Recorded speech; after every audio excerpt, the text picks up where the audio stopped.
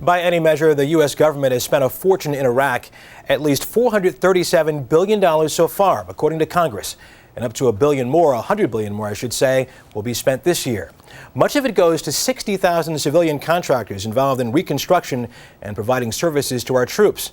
But the Pentagon recently admitted it has a hard time accounting for how that money is being spent and the billions that may be lost to waste and fraud. Chief Investigative Correspondent Armin Katayan reports. This document, part of a whistleblower lawsuit obtained by CBS News, alleges a blueprint of contractor abuse in Iraq, detailing how the government was billed 10 times more than it should have been when U.S. troops used a recreation facility in Iraq.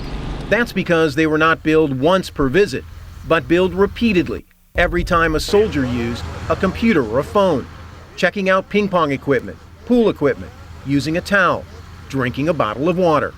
The contractor in question, Kellogg Brown & Root, denies any wrongdoing. We're talking about huge amounts of money. Eventually we're going to have a bill for about $1 trillion over there, and people aren't going to be able to account for very, very large amounts of it. The Pentagon and Congress are currently investigating about 80 cases of alleged contractor waste, fraud, and abuse in Iraq. To date, 26 have been referred to the Justice Department for possible prosecution. So far, a few individuals have been charged, most from a single case, and a few $1 million has been paid back.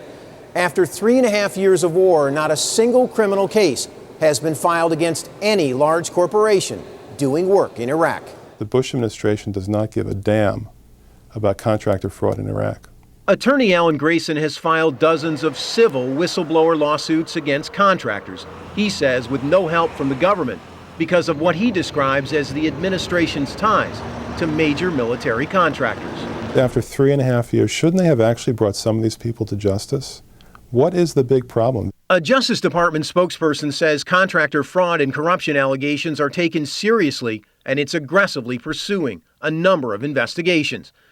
In addition, a senior Justice Department official tells CBS News that it takes 2 to 3 years to investigate civil fraud cases. And even then, only about 1 in 5 meet the standards necessary for prosecution. As the incoming chairman of the Senate Judiciary Committee, Leahy just isn't buying it. He plans to get to the bottom line of just how hundreds of billions of U.S. dollars have been spent in Iraq. This is not going to be a game of gotcha, but this is going to be a game of being responsible. If we're going to spend taxpayers' dollars, the taxpayers have a right to know where the money is going. Just yesterday, Leahy introduced a bill mandating criminal penalties for those who exploit the war effort. Armin Katayan, CBS News, Washington.